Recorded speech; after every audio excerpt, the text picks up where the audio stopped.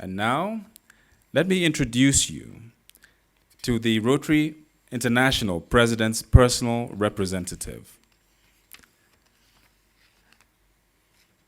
Trustee Jennifer Jones was the first Rotarian that put it in my mind that I could be district governor. And that was exactly 10 years ago. And she has been a big supporter and a friend and confidant. And I am so pleased and really grateful to the RI President Mark Maloney that he appointed Jennifer to be his personal representative at District Conference 2020. So Jennifer, she is a trustee for 2019 to 2023, and she comes from the Rotary Club of Windsor, Roseland, Ontario, Canada. Jennifer is the president and the CEO of Media Street Productions, Incorporated, an award-winning television company in Windsor. Jones has served Rotary in many roles, including as RI Vice President in 2016-2017.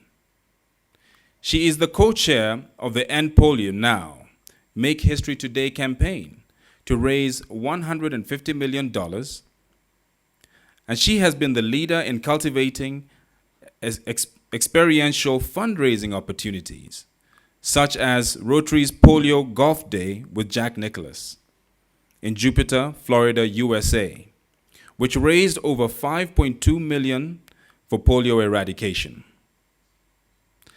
Jones has been recognized with many awards, including the Service Above Self Award and the Rotary Foundation Citation for Meritorious Service, the YMCA Peace Medallion, and the Queen's Diamond Jubilee Medal.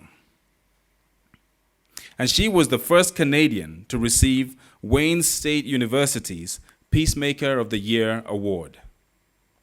Jones and her husband, Nick Karyachik, are members of the Archclumb Society and the Paul Harris Society and charter members of the Bequest Society. Fellow Rotarians and friends, please join me as we welcome the Rotary International President's personal representative, Trustee Jennifer Jones.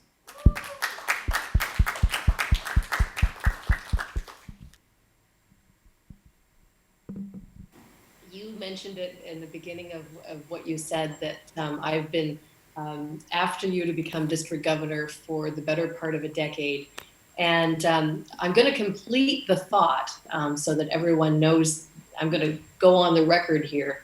The reason why I've always bothered Joe about becoming district governor is that I said to him, you can't be the president of Rotary International until you serve as a district governor.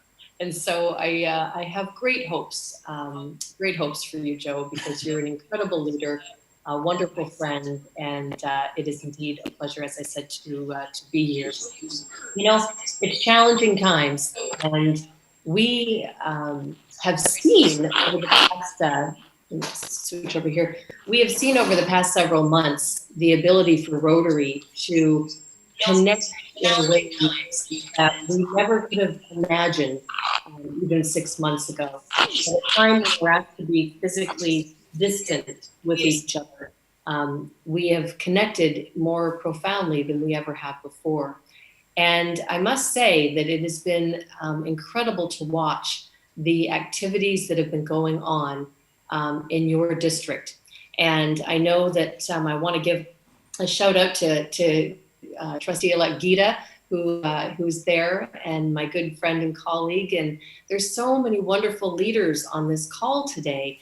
I am just quickly going through, and I know that I'm not gonna remember or not have seen certain people, but I see that Katerina is on, and Shafik is on, and Halaj, and Bryn, and so many wonderful people who clearly are here because they support you and because they want to congratulate you and the Rotarians of your district for the exemplary work that you've done over the past 12 months and well beyond that.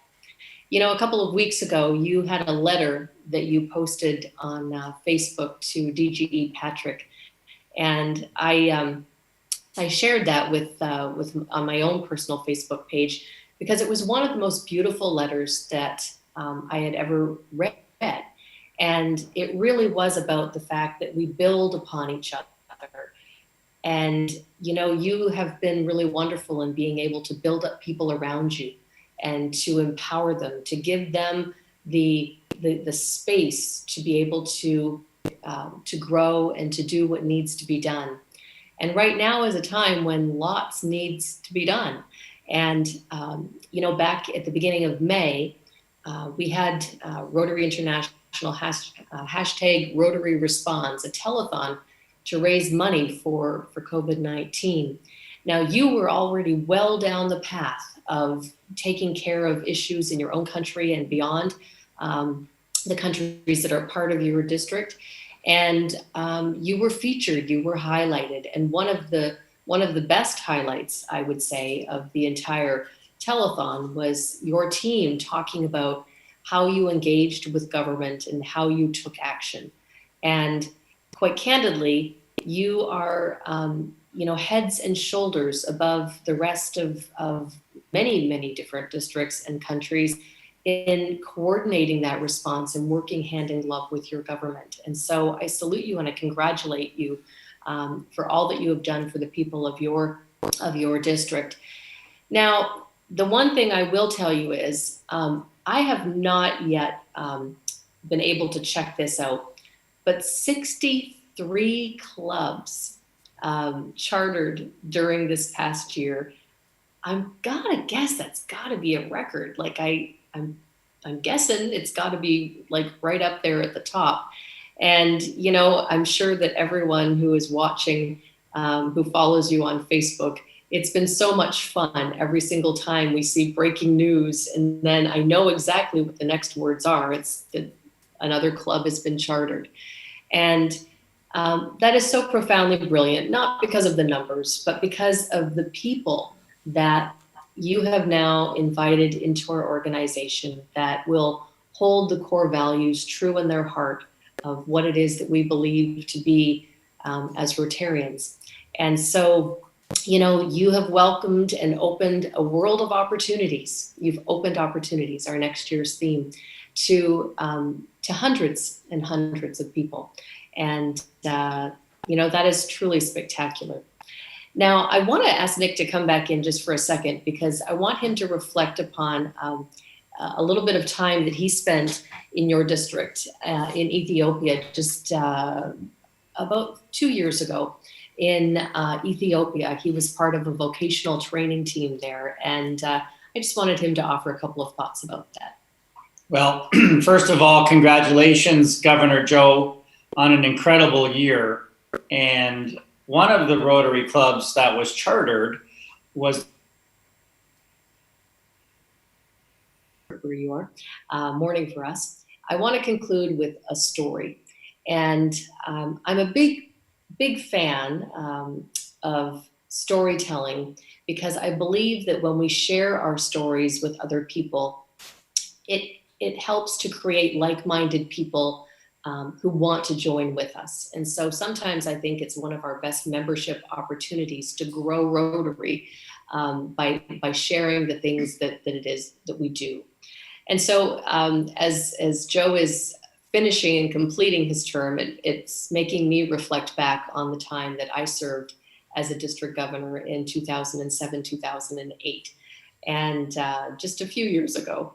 And at that time, well, my district, where I live in Windsor, Ontario, Canada, is an international district with part of Michigan and part of Ontario, Canada. And so as a district governor, I had 42 clubs on the US side and 10 on the Canadian side, less than the amount that you've chartered this year in my whole district. And so it was that I needed to cross the border on a very regular basis to go over and be able to be with the clubs that were in my district. And one day I was crossing the border and I came face to face with a customs officer who was not having a good day. And he looked at me and he had his arms crossed and he barked and he said, "Citizenship." And I said, "Canadian." And he said, "Where are you going?" And I said, "I'm going to a Rotary meeting." And all cheery, he said, "Rotary? What's Rotary?" And I said, "Well," and this may have been a little cheeky, I said, "Would you like the long version or the short version?" And he said, "Just tell me what it is." So I told him about my own club.